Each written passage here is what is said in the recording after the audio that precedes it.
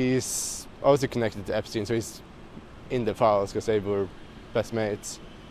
So I do think it's kind of a matter of time before those files get released. So I think the royal house is also trying to get ahead of themselves because they are quite focused on protecting their image. Well, I walk past it quite often when I come to my hairdressers, and I'm quite pleased to see that they've taken the sign down because it just creeped me out a little bit every time I saw it.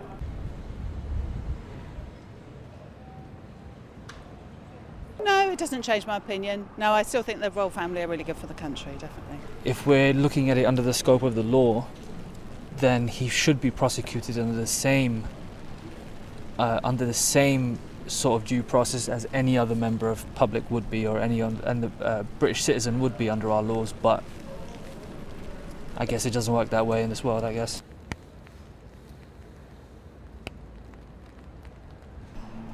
I'm not sure if it's okay.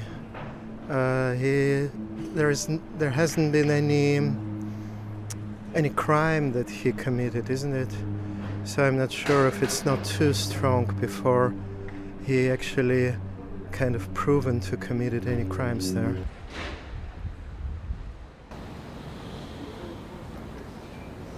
Bombshell is an overused word, but this was a bombshell. It was seismic. I don't think any of us very seasoned royal correspondents who lived through the Diana years and the turmoil of that decade ever thought it would get to this extent, that the king would go so far as to strip his brother of his birthright, of the fact that he was born a prince. It was constitutionally very complicated, and the king had been considering it apparently for quite some time because of the complexity of it.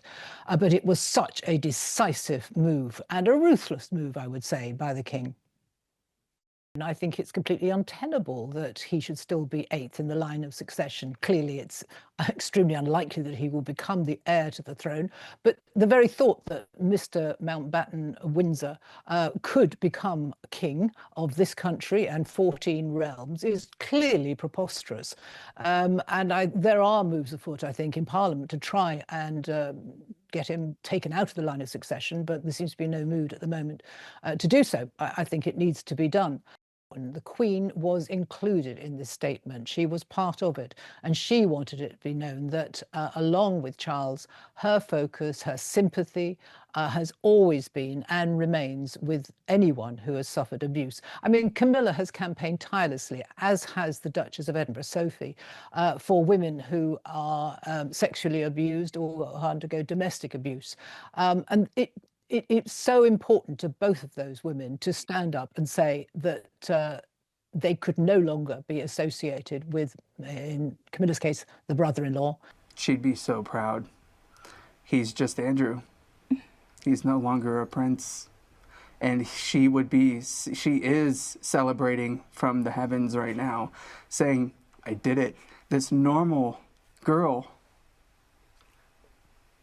from a normal family has taken down a prince. We are so proud of her. We have to have some sort of investigation that goes further into this. I mean, he's still walking around a free man. I commend the king. I think he's doing an amazing job as a world leader, setting a precedent, but we need to take it one more step further. He needs to be behind bars, period.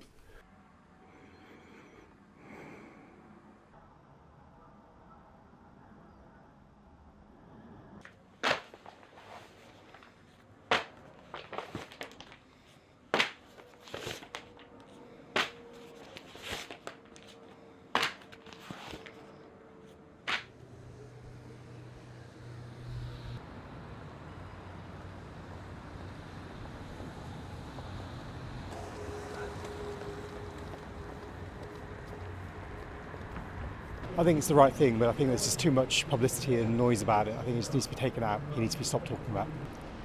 He doesn't deserve it. He's wrong. He shouldn't have done what he did.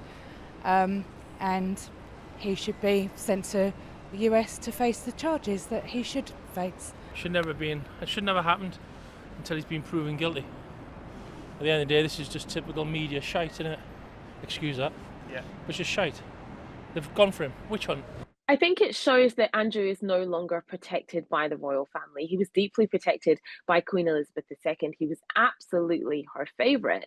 And when it comes to the reign of King Charles, clearly it has been the opposite. King Charles has wanted to get Andrew out of Royal Lodge for a long time, and now he has managed to do it. Also, William definitely has some influence in this as well. He doesn't want to have the Andrew problem when his reign comes to pass. So yes, it's a ruthlessness on behalf of King Charles, but it's also ruthlessness on behalf of Prince William. Good afternoon. It is the biggest crisis to rock the royal family since King Edward was forced to abdicate in 1936 to marry Mrs Simpson. Backed into a corner, scandal after scandal, King Charles today stripped his young brother of his birthright title. The man we'd known as Prince Andrew until today.